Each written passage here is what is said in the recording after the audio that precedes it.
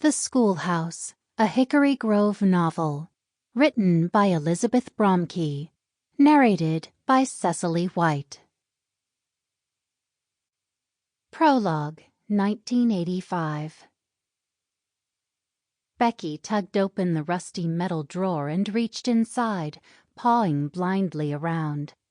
I can't believe there's no bookshelf in this place.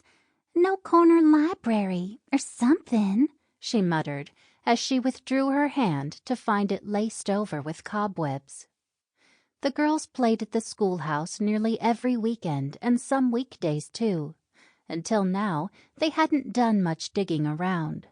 But when they uncovered a secret drawer full of chalk, it occurred to them that other treasures might be lurking in the nooks and crannies of Hickory Grove's own one-room schoolhouse. To the town, the schoolhouse was little more than an abandoned building. To the girls, it was an enchanted palace, the perfect playhouse. Maybe they didn't have libraries back then, Maggie replied, shrugging and snapping her gum. Becky snorted, pushed up on her tippy-toes, and stuck her hand deeper into the creaking cavern. Of course they did. Libraries are ancient. And even the Dewey Decimal System was invented in the 1800s. What's that? Becky froze, her hand alighting on the obvious sensation of dust-covered paperbacks. Yes, she hissed, then turned to her friend, her tone dropping into disgust. You're joking. Everyone knows the Dewey Decimal System.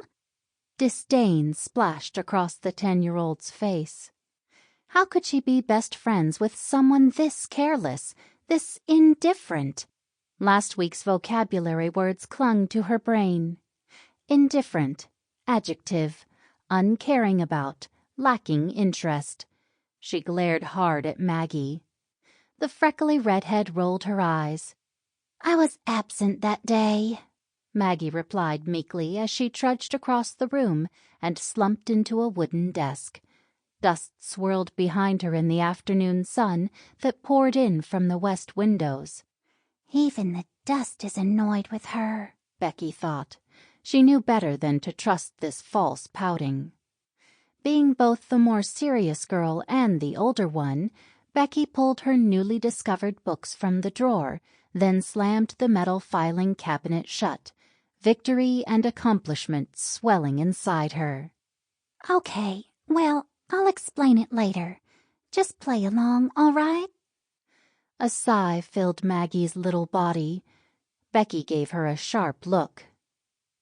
Yes, Miss Linden, Maggie replied, licking her lips and rising to follow the blonde girl over a sunken wooden floor and to the old teacher's desk that half stood, half leaned in the corner.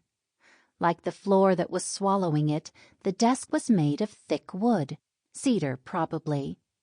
Becky had already asked Granburn about it, but he didn't remember. She was desperate to know if that desk was the same one that Granburn's Aunt Edna had sat at when he was a student and she was his teacher back in the olden days.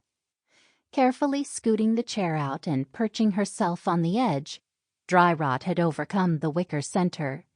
Becky set the books in a neat pile in front of her. Here, Maggie, she said, pushing the pile closer to the far side of the desk. Pretend you found these on the shelves. Maggie nodded, picked them up, and set them back down with a flourish. I'd like to check these out, ma'am, she trilled.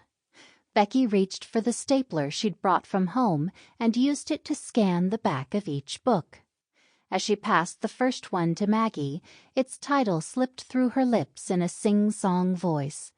She forced herself to hide her glee at unearthing the antique collection in order to preserve the authenticity of their game.